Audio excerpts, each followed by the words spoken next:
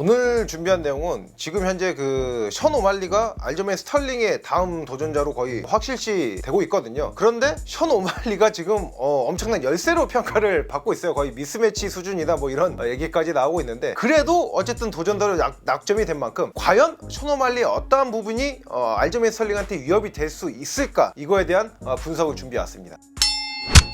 일단 션 오말리 하면은 긴 신장과 긴 리치로 잘 알려져 있죠. 그런데 그전에는 프레임에 비해서 내실이 없는, 약간 좀 흔히 말하는 그 전봇대 느낌이 나가지고 그것 때문에 좀 조롱을 받기도 했었어요. 그런데 저 같은 경우에는 션 오말리가 이제는 좀 어느 정도 프레임을 채우면서 단단해진 느낌이 들고 있거든요. 그러니까 션 오말리가 예전에는 뭐 UFC 내에서 뭐 사우캄사스전이나 뭐 말론 베라의 경기, 뭐 크리스 무티뉴와의 경기들을 보면은 본인이 혼자 때리다가 다치는 경우가 굉장히 많았어요. 이 말인즉슨 신체 능력이 아직 신체가 아직 만들어지지 않았다는 얘기죠. 그래가지고 막 행사장 풍선 같다는 얘기도 들었었는데, 그러니까 예를 들어서 앞서 말씀드린 경기 중에서 사우캄사스전이나 크리스 무티뉴전 같은 경우에는 뭐 션 오말리가 압도를 한 경기였어요. 그러면서 이제 많이 때리다 보니까 어쩔 수 없이 좀 다쳤다, 뭐 이렇게 또 평가할 수도 있던 경기긴 했지만은 말론 베라의 경기는 약간 다릅니다.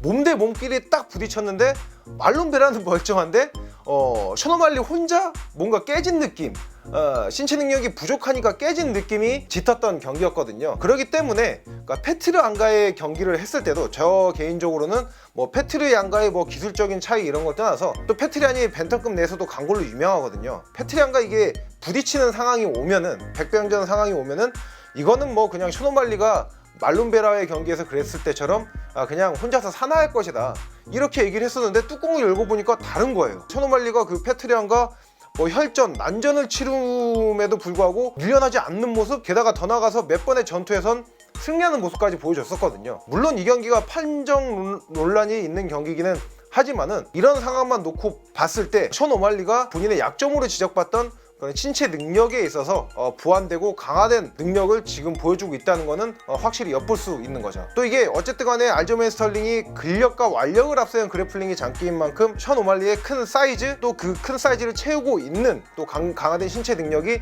또 변수로 작용할 수 있다고 생각을 합니다. 그러니까 결국에 션 오말리의 가장 큰 강점은 긴 신장과 긴 리치를 10분 활용한 날카로운 타격이죠.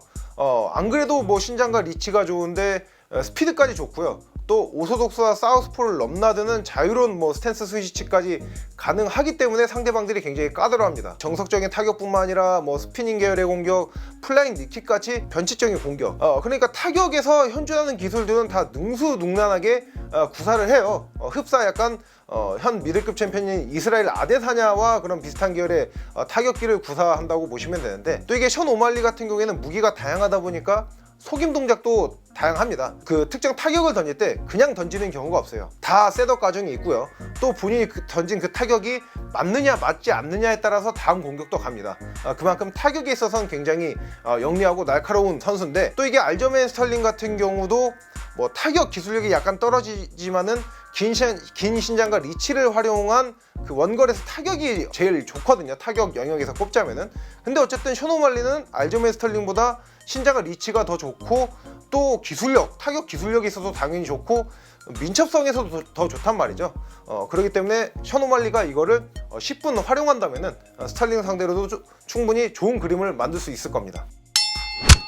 또 가장 큰 변수 중 하나가, 개인적으로는 이거를 가장 큰 변수로 꼽고 싶어요. 그러니까 알저메인 스털링이 이제 션 오말리와 경기가 지금 나오는 시점이 8월에 보스턴 대회에서 치러질 거라는 게 거의 지금 지배적이거든요. UFC 사장의 데이나 화이트도 직접 그렇게 언급을 할 정도니까요.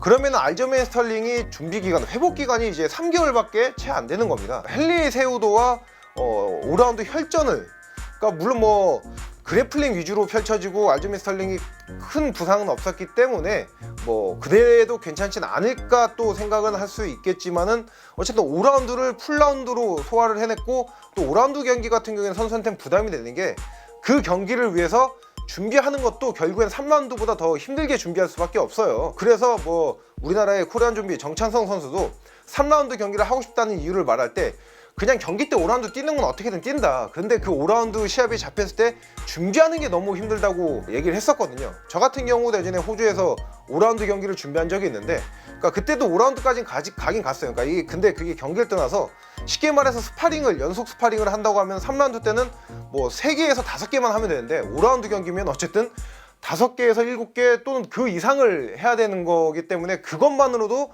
데미지가 엄청나게 쌓입니다. 또 이제 스털링 같은 경우에는 감량고가 큰 걸로 잘 알려져 있잖아요. 스털링 역시 이런 거를 언급하면서 본인이 챔피언이 됐을 때 1년에 한 2경기 정도만 가지고 싶다고 얘기를 했었는데, 그런 걸 감안했을 때 3개월이라는 그 시간은 준비하기도 짧고 회복하기도 짧은 시간임에는 분명합니다.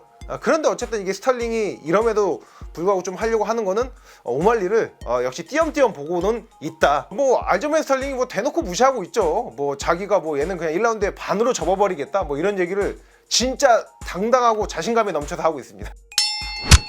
션 오말리도 도전자로 나선 만큼 경기가 펼쳤을 때 저도 막 원사이드하게 질 거라는 생각은 안 해요. 뭔가 날카로운 그림을 하나 만들 거라고 생각을 하고요. 그래서 오늘은 션 오말리가 과연 알저맨 스털링을 상대로 했을 때 위협적인 그림을 만들 수 있는 요소가 무엇이 있는지에 대해서 알아봤고요. 다음 시간에도 유익한 컨텐츠로 찾아뵙도록 하겠습니다. 렛츠 댄스!